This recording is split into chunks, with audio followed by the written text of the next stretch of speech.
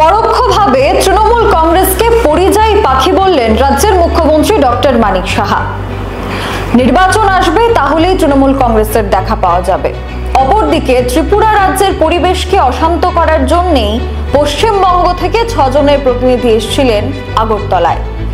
এমনটাই প্রতিক্রিয়া পাওয়া গেল রাজ্যের মুখ্যমন্ত্রী ডক্টর মানিক সাহার কাছ থেকে।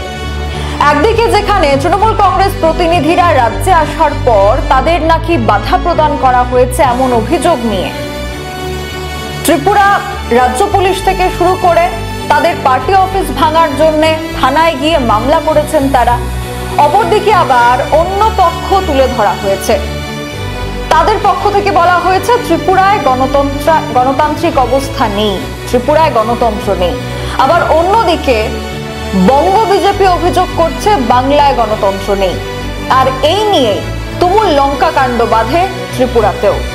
আগরতলায় 6 জনের প্রতিনিধি দল এসেছেন ঠিকই, কিন্তু উস্কানি দিতেই তারা এসছেন।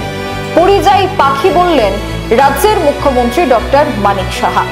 দিন আগে আপনারা দেখেছেন যে কলকাতার থেকে তৃণমূল পার্টির কিছু লোকও এসেছিলেন। ভেবেছিল এখানে কিছু একজন আমাদের এসটি সম্প্রদায়ের এক মহিলাকেও নিয়ে এসেছেন। ভাবে যদি কিছু একটা ওনার উপর হয়, তাহলে আমাদের যে ওই মুর্মুজির উপর যে অত্যাচার হয়েছে, তাহলে বলতে পারবো আমাদেরও একজন ট্রাইবেল মহিলাকে অত্যাচার করেছে।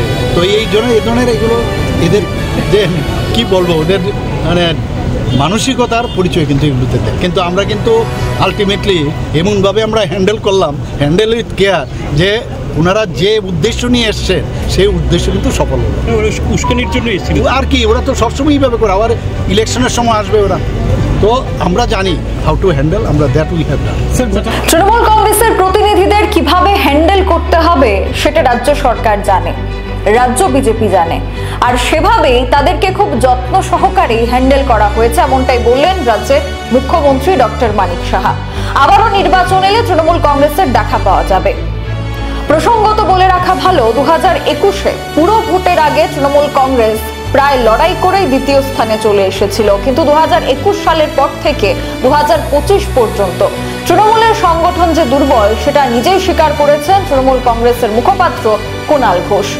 অপরদিকে বঙ্গ বিজেপিতে বিরোধিতায় থাকার কারণে তৃণমূল কংগ্রেসের বিরুদ্ধে একাধিক অভিযোগ।